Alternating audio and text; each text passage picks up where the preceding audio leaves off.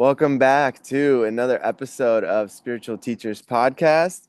With me today is one of my dear friends and sisters, Sharea. Sharea is a Lakota. Sharea is of Lakota and European descent.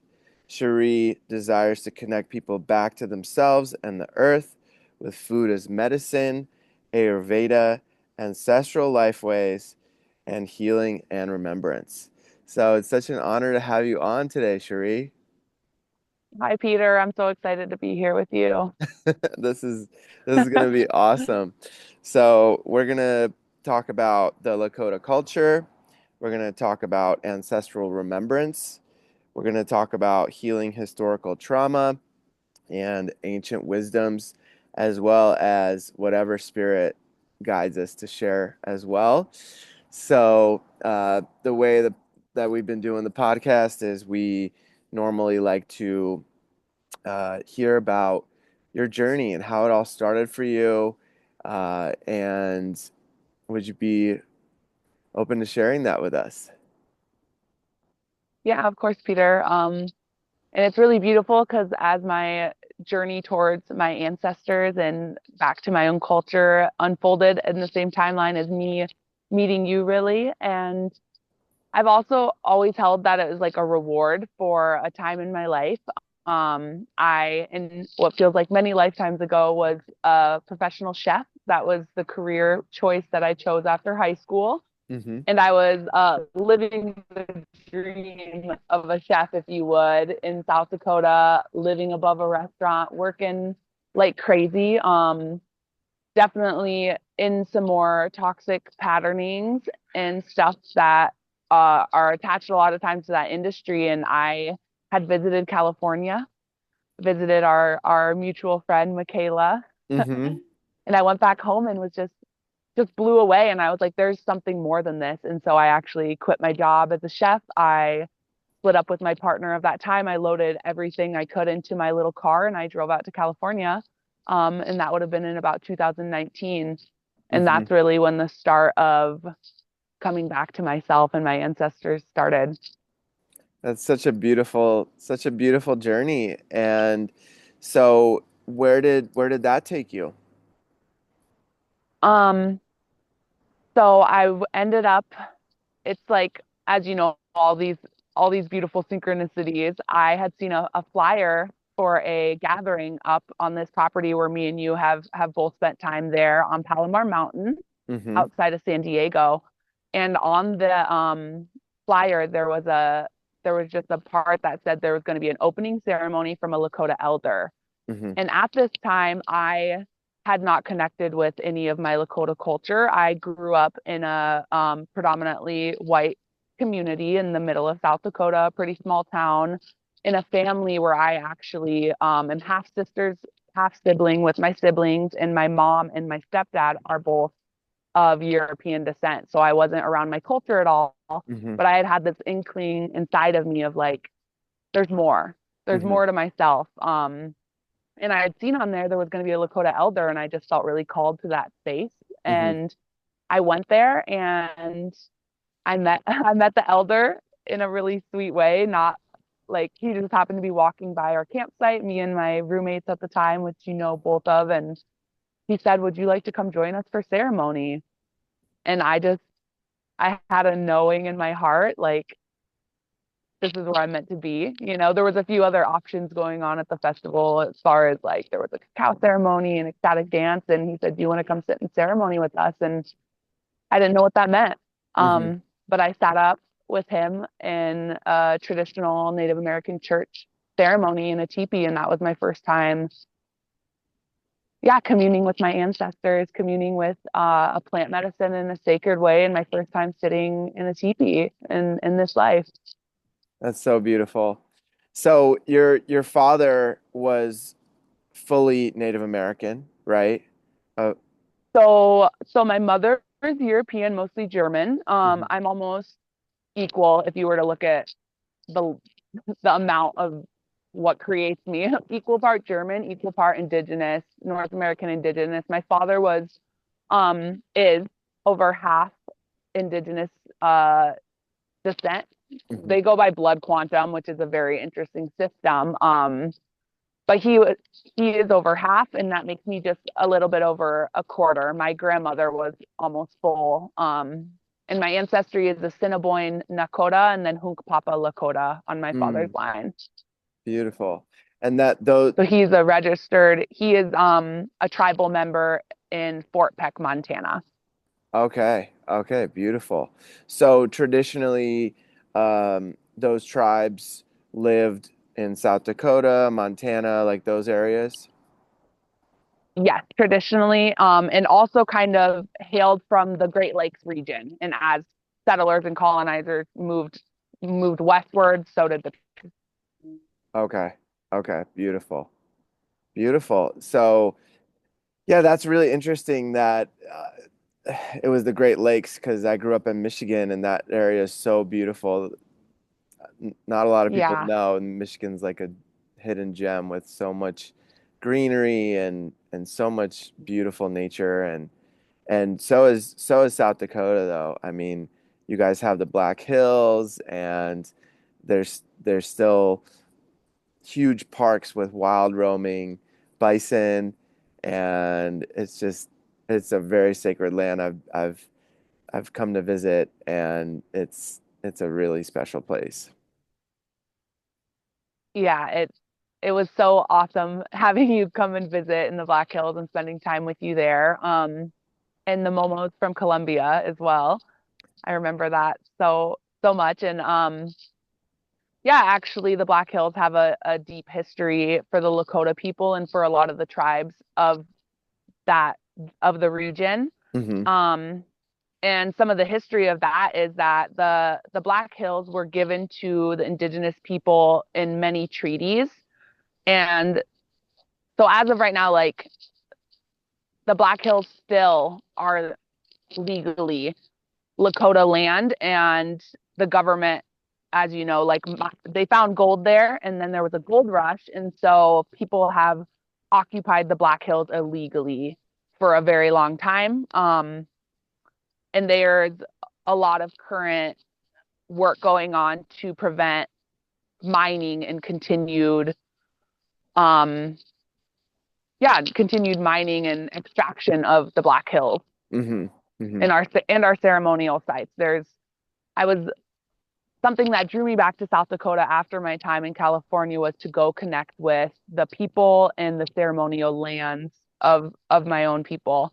And Hmm. so I was lucky enough for a few years in a row, and actually this spring I happened to be back there, so me and my partner could hike Black Elk Peak and do our traditional spring equinox ceremony. Beautiful. And yeah, and you've been to a few of those sites. Well, you've been to Macho Tipila, Hmm. to Bear Lodge. They call it's wrongfully called the Devil's Tower, but Hmm. you've been there, and that would be considered one of the sacred Lakota sites that was a pilgrimage my ancestors went on in preparation for Sundance. And it actually is a mirrored reflection of constellations reflected on Earth. Wow. Yeah, Matutupila is such a special place. Some people believe it's an old petrified tree stump, but it's massive. It's like 300 feet tall and it looks like a tree. Like it's just so sacred.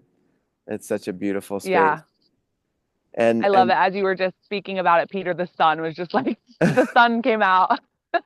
I love it. Yeah, it's for me it was just so beautiful because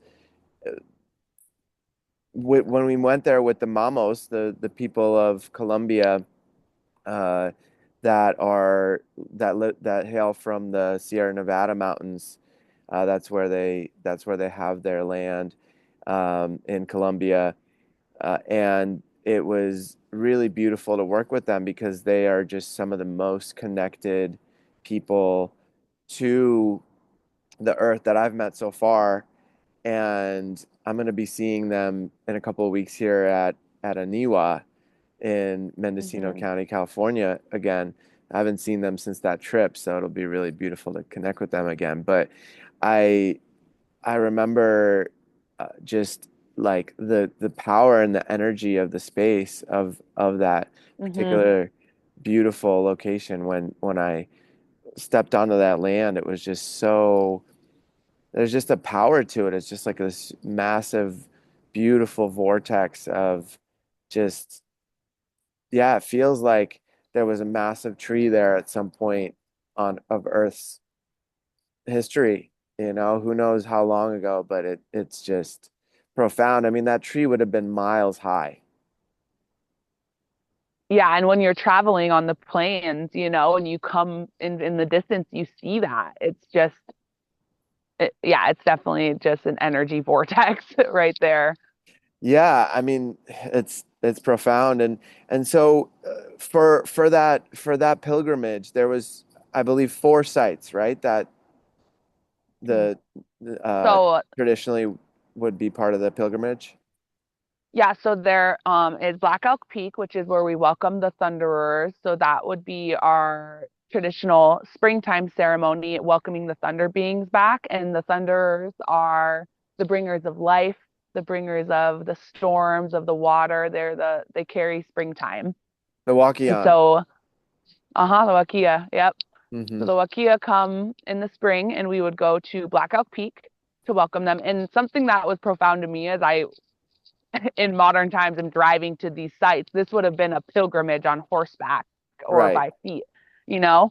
And then it goes to the Peshla, which is really relevant with something I wanted to bring up with you today. The Peshla is the center of the Black Hills, and it's like a very high meadow, actually. So it's like it's like bald, if you would. Mm. There's much life there. There's flowers and grass, but it's an open field in the center of the Black Hills. Um, and the Lakota Nation bought that back actually and prevented it from being further developed. Oh, In the last, I beautiful. want to say the last 10 years, they bought that back from the government or whoever owned Hmm. it at the time. Um, and yeah, I'll share briefly on the Pesh Law because today actually is the last day you can go and submit public comments to prevent the the privatization and the mining, the potential mining of the Pesh Law. And so that's something that's really important. I'll just speak it out loud because we're giving energy to that. Hmm. Um, so yeah, to preserve that for future generations, it's really important that we prevent any test mining going on. And that also is just like really showing the ways that there's a continued attempted privatization of sacred ceremony sites and disregard of indigenous rights and relations with our land.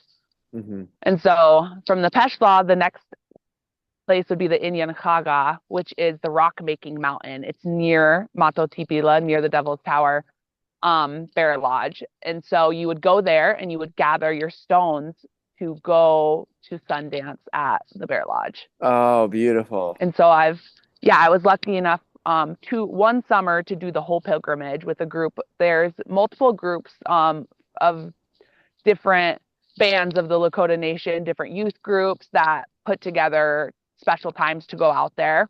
Hmm. Um, and I was able to join and yeah, welcomed into those spaces, which I felt really grateful for.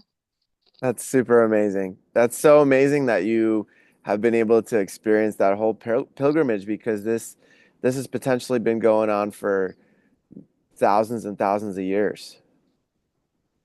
Yeah, and for me to like when I was in those spaces, just to think about like how it's been a long time since anyone in my specific lineage was allowed to or able to go into those spaces. Wow. Yeah, that's And that's so so that really special. And so I kind of spoke on what would happen at those sites, but the Pesh Law, I'm not 100% sure what the tradition of going to the Pesh Law was, but what I was invited to in the type of ceremony space was a wiping of the tears. And it was a mm, grieving ceremony, a community grief circle, and ritual, which coming back to something we spoke about before our call was just this loss of the collective ritual and the collective thresholds, whether it be coming of age for women or men, or community grief. So we could come together as a community and grieve all that there is to grief to grieve of the world, you know? Hmm. And for those not familiar with the wiping of the tears ceremony, traditionally there's sage used, right? Or some sort of plant to wipe, right? Um, I'm sure that different bands, even different tribes and different bands, probably have their own protocols and procedures. I don't speak for all Indigenous people or all Lakota at that, but what I've experienced has been with eagle feather. Oh, wow. Okay. Yeah, using an eagle feather. And usually the chanupa is also involved. It's one of the ceremonies with that a chanupa is involved. And the Chanupa is a sort of peace pipe, right? Um, yes, and I what I've from what I've learned is that like a peace pipe is a separate is a different type of pipe, and the word chanupa itself means the pipe Hmm. in Lakota. So Okay. I could see how that could be either. But yeah, the Hmm. chanupa, as I'm sure you're familiar with and others might not be, is utilized in its own ceremony. It is utilized in Inipi and Sweat Lodge. It is utilized and communed with during Sundance ceremonies, and then as well as wiping of the tears and other times when people are called upon to bring out their chanupas and pray. It's technology used to pray. Yeah, yeah, absolutely. It's a really it's just a very sacred tool, right? And I think that for most people it's usually gifted to them or made specifically for the individual traditionally, right? Hmm. Can you Yeah, can you or speak invited to. Like, yeah, someone is gifted. yeah, can you speak a little bit more on it? Go Like ahead, Peter. what was its um what does it represent? Like, I know there's two pieces that come together, right? Like the masculine and feminine. Yes, the masculine and feminine are represented there with the two pieces, the head and then the staff of the chanupa, if you would use those words. And it was one of the ceremonies brought to the Lakota Nation from the White Buffalo Calf woman. Mm. And it was meant to bring healing to the nation because at the time there was a lot of hard times for our people. And the White Buffalo Calf woman brought the chanupa, and Orville Looking Horse is the, I believe, 22nd carrier of the White Buffalo Calf woman's chanupa that was gifted. So he Wow. carries that sacred bundle. He's one of the elders and wisdom keepers of the Lakota people. That's amazing. Yeah, I um so traditionally the Chanupa is used for prayer in different ways, right? Hmm. And you can And yeah, as traditionally it wouldn't be like tobacco is not smoked in a chanupa. It would be chanshasha, which is the white willow bark. It's the inner bark of the red willow, or mm, not. Wait, yeah, red willow, not white willow. The red willow bark, hmm. um, which has a lot of medicinal properties. Uh, different plants in that genus, that family. Is actually where they like derive aspirin from and different painkillers. And so that's one reason that the anipi has a lot of medicinal benefits besides like the symbolic and spiritual benefits, the ways it affects your body. And then yeah, chanchasha is what would be used in the chanupa to pray with. And um as you offer your prayers aloud, typically a lot of Lakota people and a lot of indigenous people and a lot of people offer their prayers aloud, and then the smoke carries carries those prayers to Creator. It's so beautiful. So and are there other herbs that also are used besides the red willow bark? I probably so. In my experience, it's always been chanshasha, Okay. Okay. And and the smell is like such a nice, sweet smell. And you know, it's one of those smells where, as you know, our sensory organs can take us back to a space or a place. And I feel that that scent brings me back somewhere far beyond my body. Mm-hmm. Mm-hmm.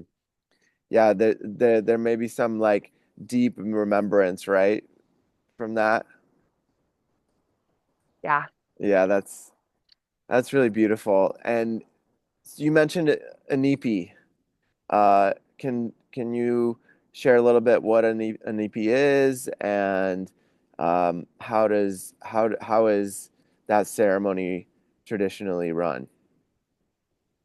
Um, yeah, so Inipi is the sweat lodge. And interesting enough, my first experience with an Inipi or a sweat of any sort was the Temescal Mm, in Mexico. And another part of my story is how in sitting with my elder and working with plant medicine brought me I was inspired to go to the place in the homeland of hickory, of peyote.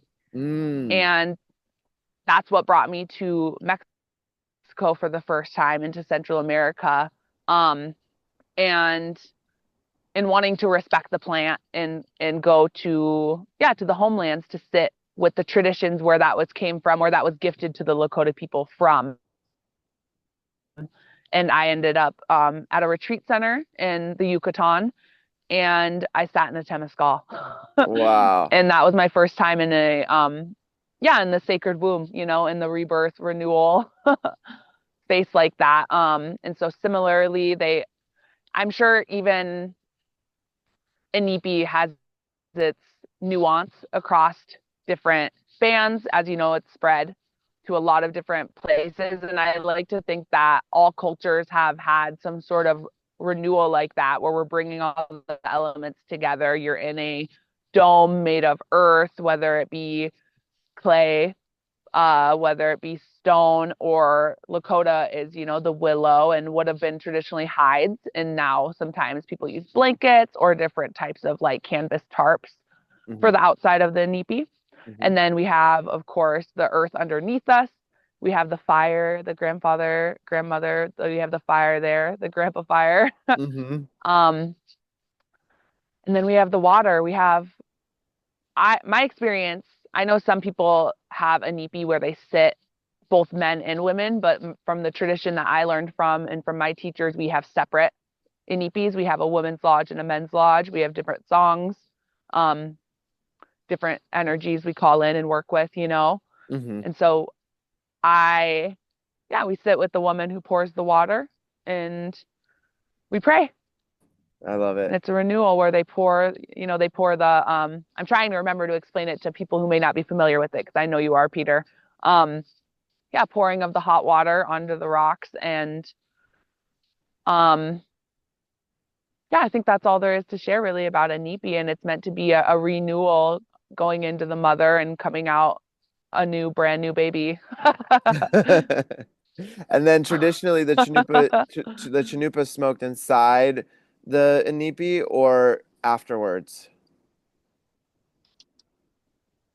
um, in the spaces I've sat in, it's been passed inside of the inside the inipi. Hmm. Hmm. Beautiful. And And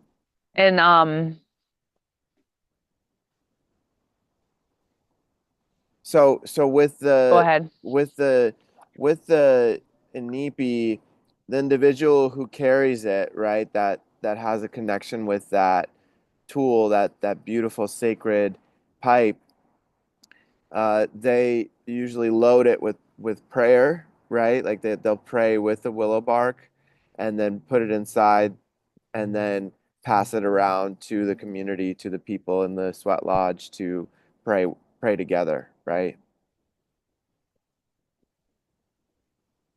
Yes.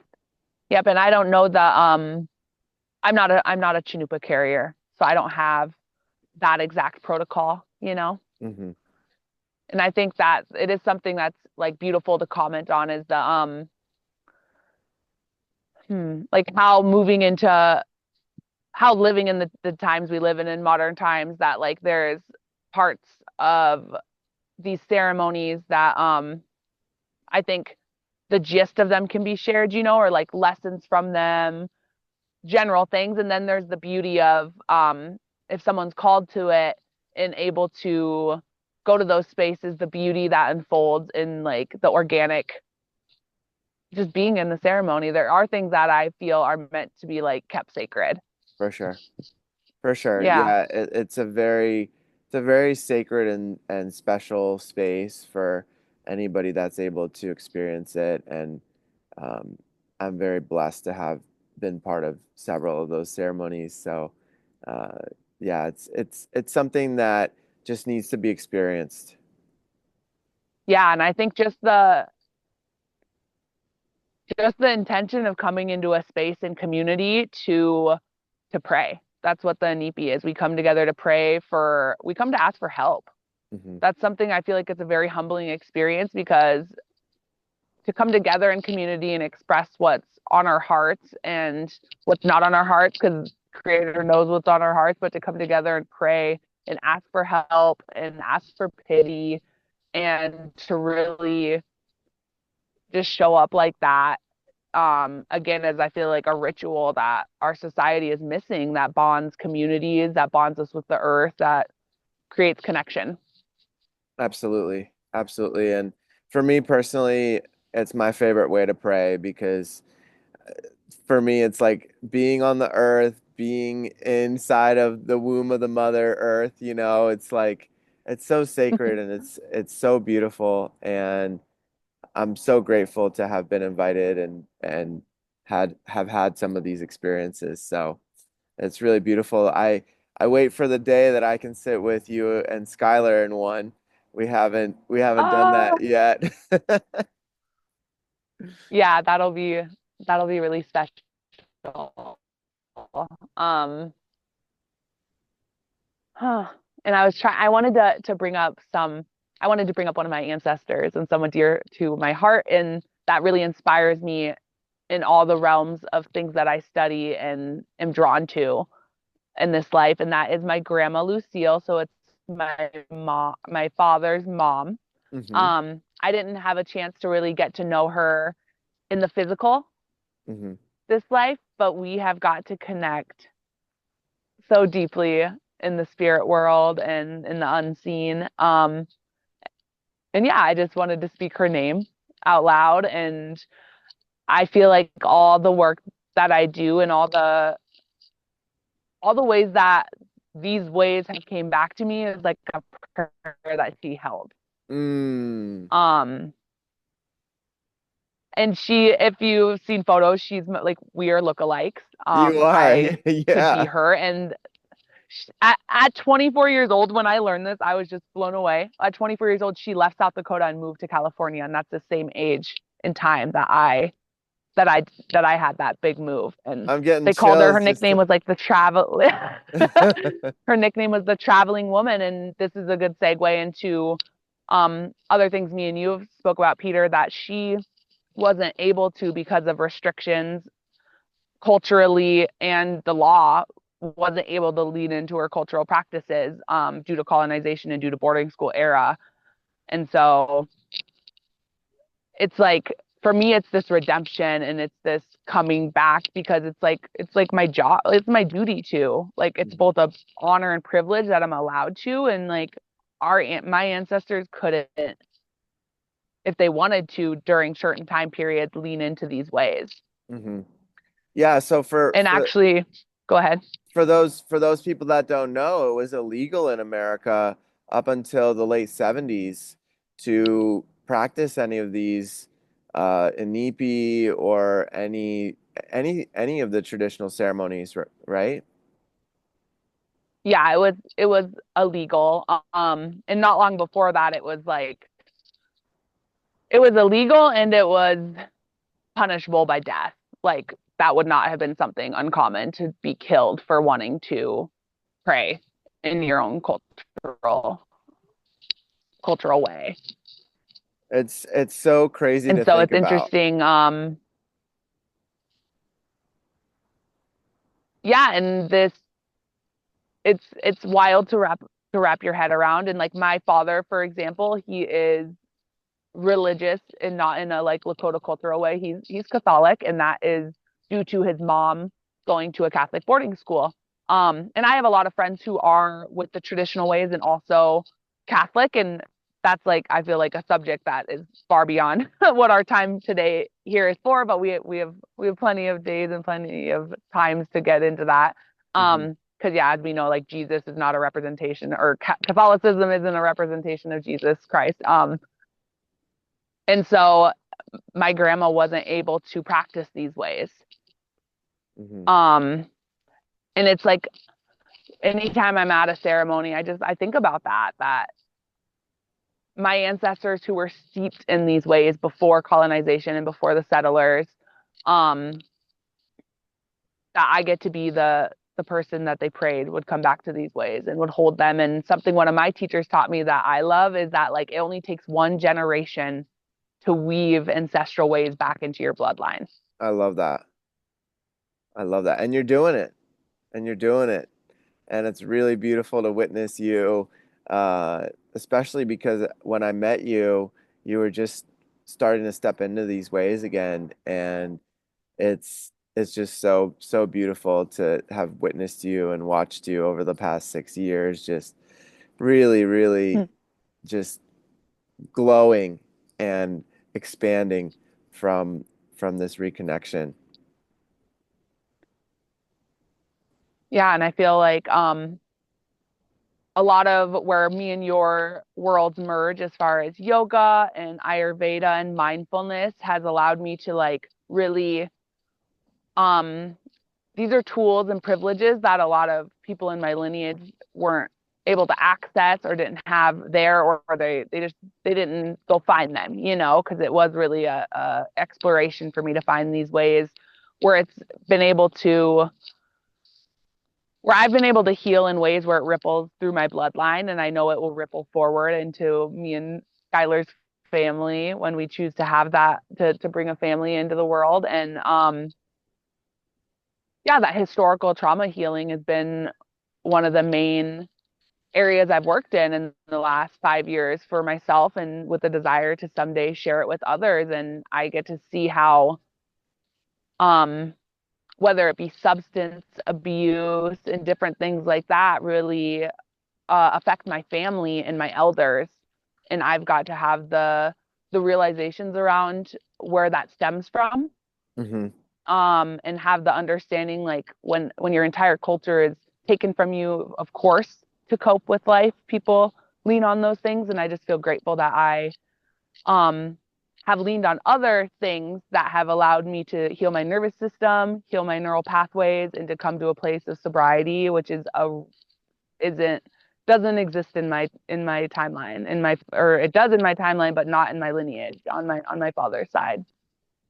Yeah, and to add to that, I think it's really beautiful when people open up to all types of different ways of healing, and I believe that the people that I know that uh, are in my circle and that I meet throughout my journey, the people that are the most embodied, the most connected, the most um, healed from their childhood experiences and from ancestral trauma and so forth are the ones that really connect to various different ways, uh, where they incorporate all different types of tools from different cultures, from different ancient ways like yoga, um, you know, uh, sound healing,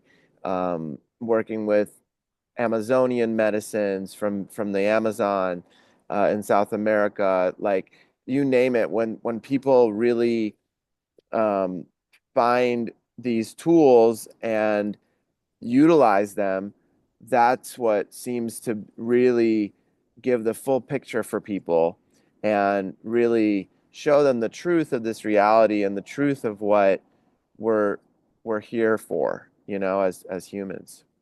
Yeah, like coming back to oneness and wholeness.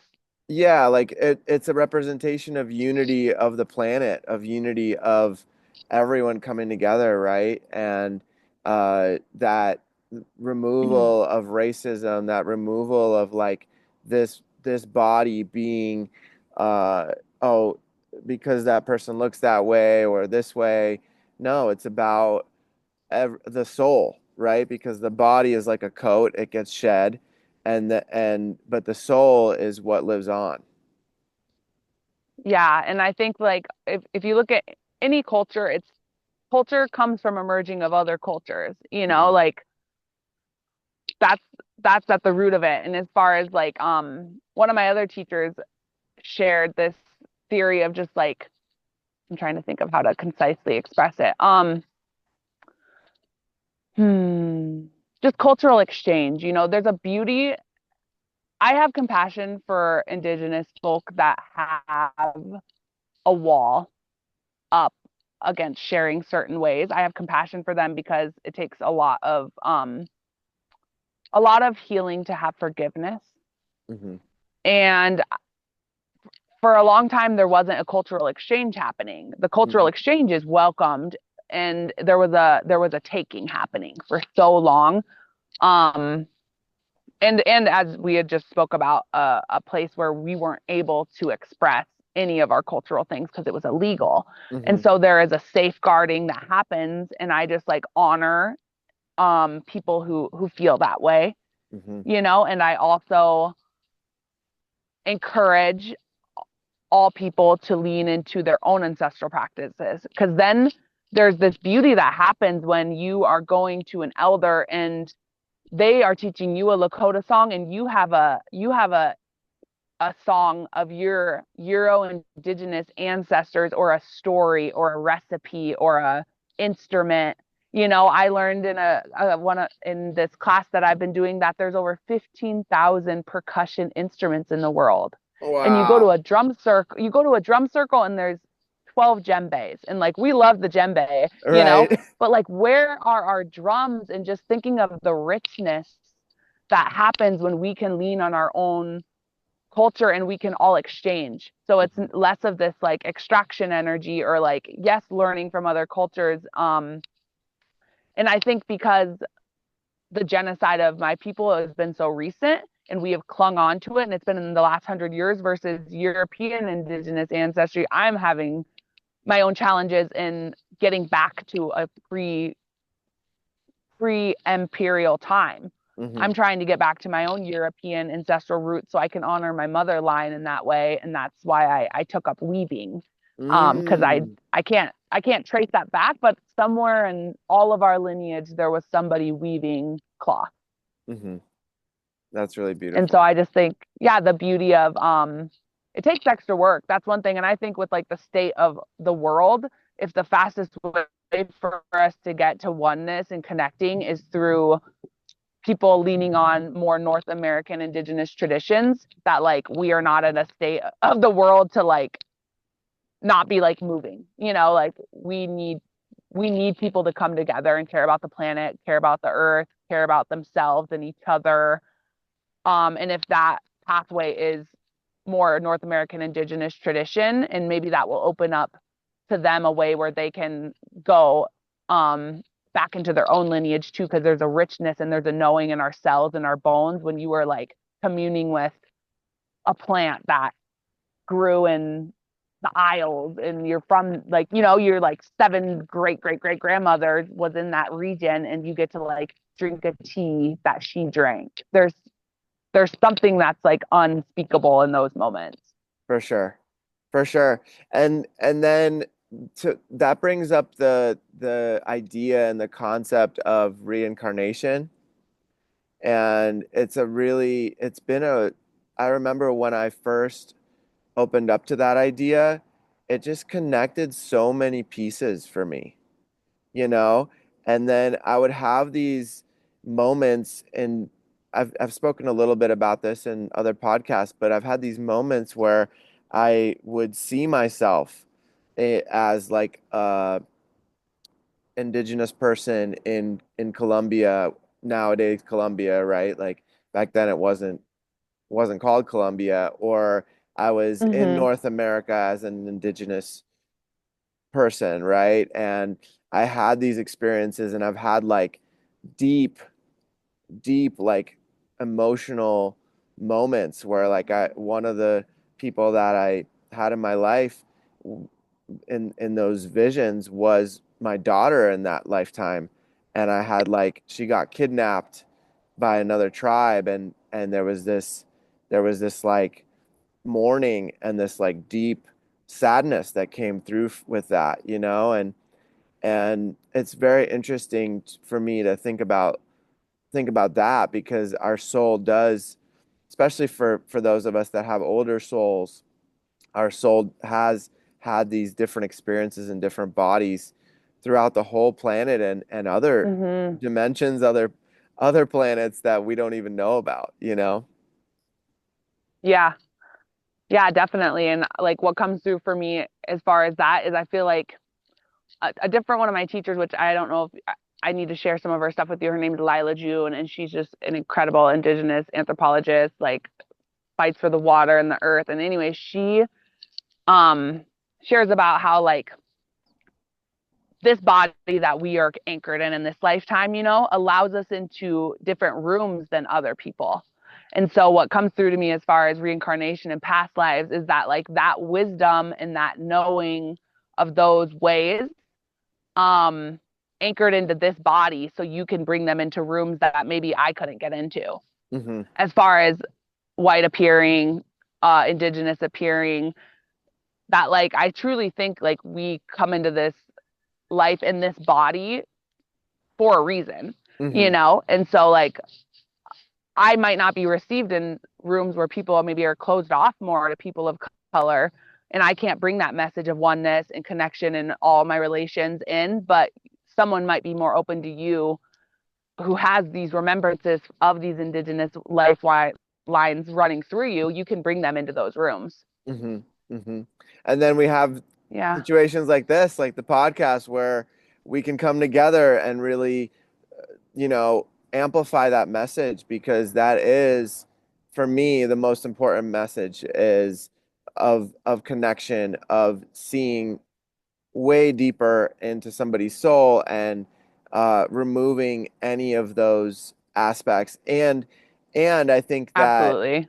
I think that our soul chooses the lineage, the body, where we're born, right? Like I was born in Russia, and I didn't grow up there though. I moved when I was 4 years Mm-hmm. old, but my astrology and my human design and everything that is rooted in that specific location where I chose to come into this planet, that ripples into now me finding different parts of my path.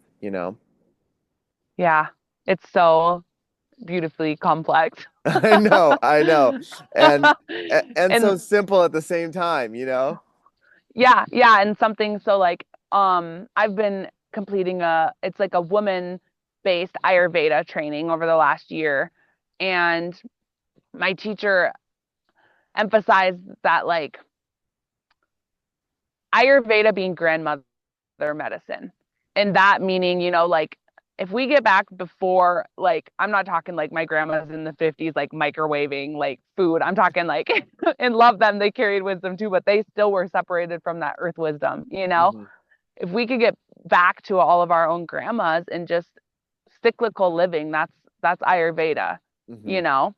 Hmm. Um, and just looking at that, like how we can just that's my goal in the ways in the lifestyles that I live in the communities that I nourish is for us to care about each other and to Hmm. come back to these simple ways as far as living with the seasons, how we can care for the earth by knowing the earth. Hmm.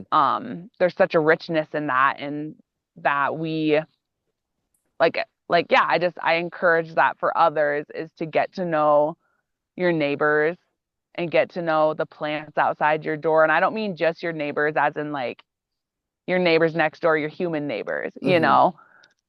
your plant neighbors, your stone and rock neighbors. It enriches your life so much to be able to go on a walk and be like, "Hey guys, what's up?" like right Yeah. here, you can kind of see it. This is bitter brush. I know that this is a really beautiful plant, and I know the traditional uses of this plant, and I get to watch as it goes from dried up in the winter to blooming. And like I come to these plants not only when I'm like happy on a podcast with you, I come to cry and to pray and to ask for help.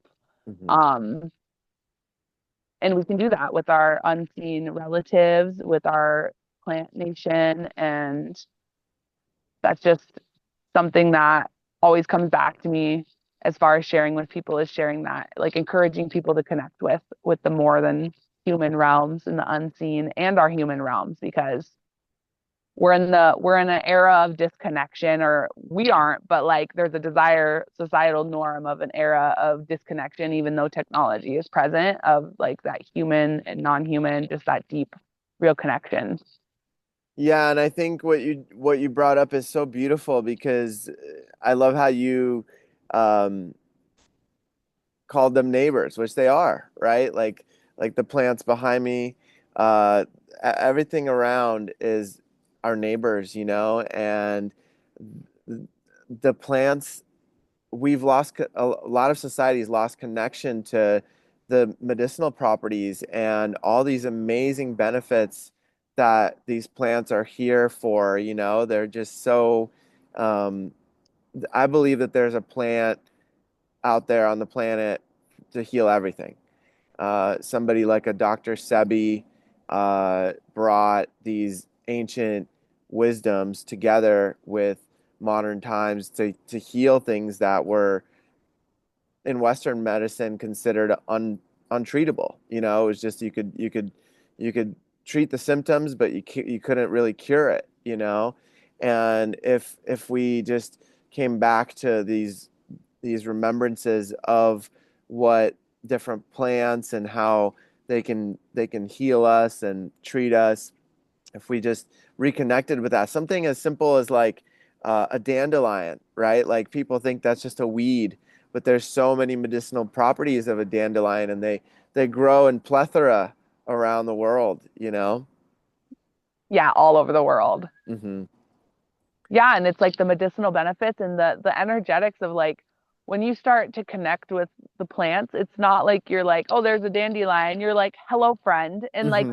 there's like a safety in your nervous system and a way where you don't feel alone, because you could be sitting here in this field alone.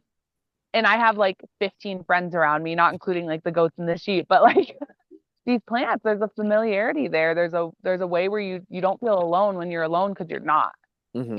so there's the medicinal benefits, the energetic qualities, the like being itself, the spirit of the dandelion, Hmm. Yeah. I Yeah, absolutely. I love that. I remember as a kid, I would like go up to trees and put my hands on the tree and like send Reiki, which I didn't know what Reiki was back then, but like yeah. healing energy to the plants and the trees. And yeah, it's so important for people to find that connection with self, right? Like it all starts with self, like self-love, and then from there starting to spread that love because it's really infinite. We can't there's no way to not continue to open and love. Like we can just continue to love all of it and continue to open our hearts. Yeah, I love that. And we Yeah. when we love ourselves enough, we can love the earth and those around us more and more.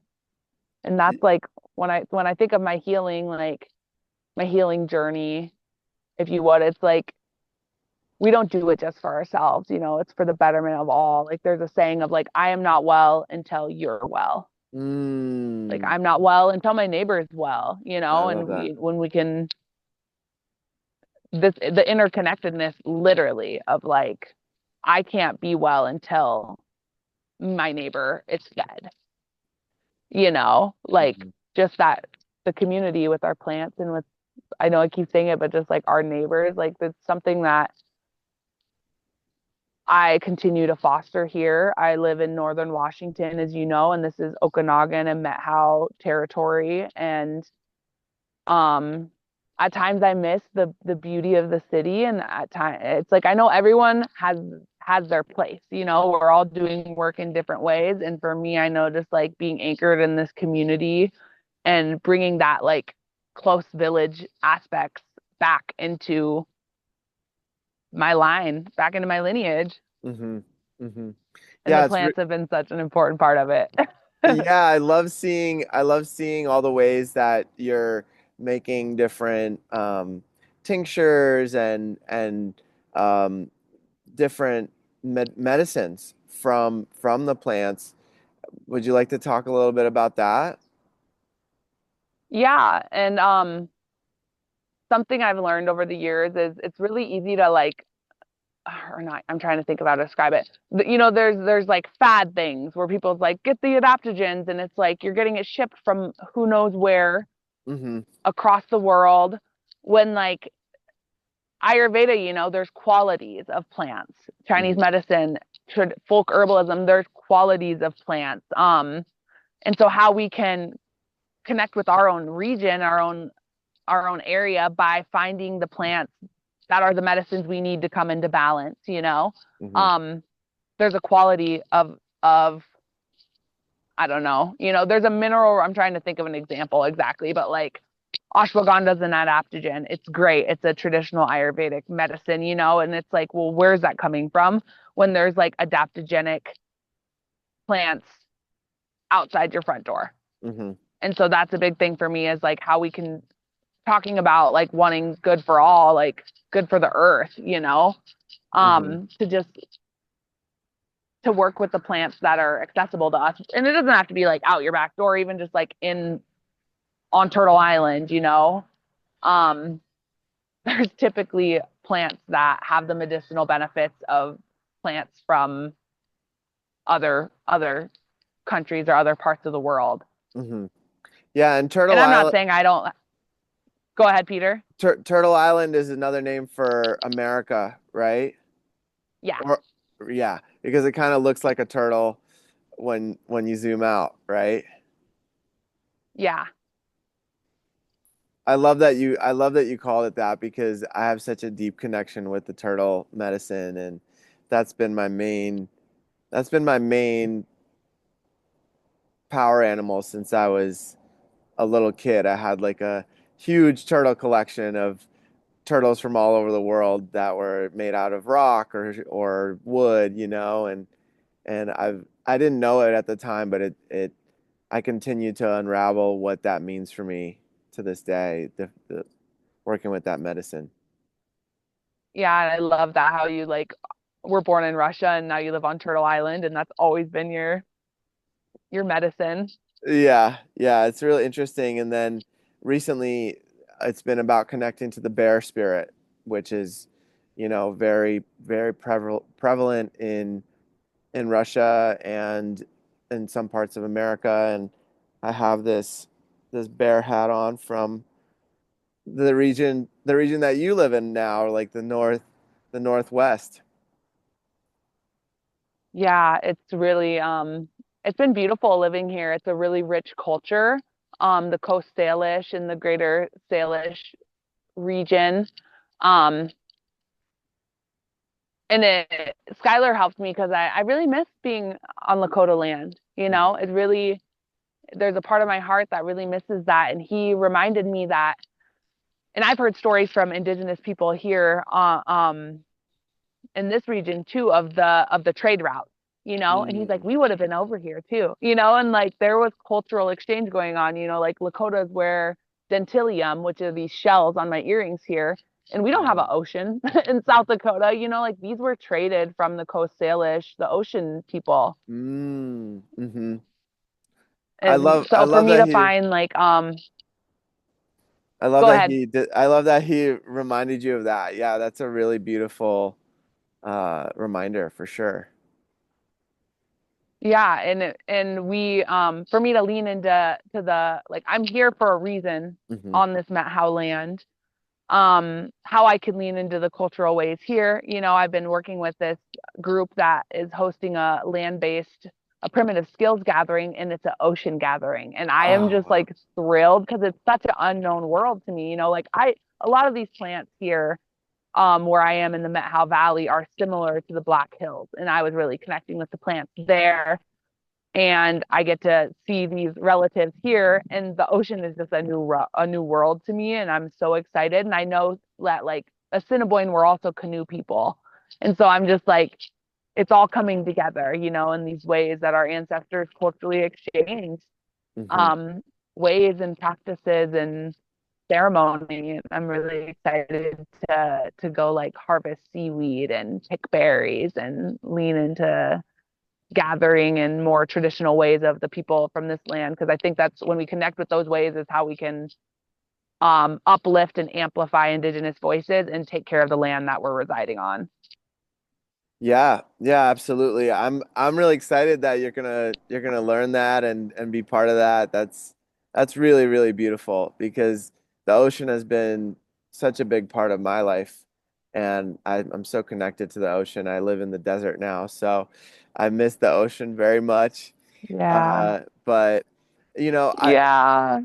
as you were speaking from a higher perspective, it's also our souls are called to specific parts of the planet at different times for a deeper purpose, right? Like just by us being in certain parts of the planet with the frequency that we hold and the light that we hold, uh, anchors in that light into the planet. And I just wanted to share that piece as well because, uh, you know, I had a Hmm. moment during one of my plant medicine journeys with ayahuasca where I remember like seeing the planet from above and it was nighttime. And I remember just like seeing different lights coming online, like just lighting up, and then knowing that those lights were these people just holding the grid work of the planet, kind of like this web of light to help the awakening of the planet. So it's for me that's a really beautiful Mm. image, right? Where it's like we come to certain places like Encinitas to really learn about ourselves, about the journey, and then we get placed by spirit, I believe, in these different locations to amplify and to bring light into these spaces that really need it.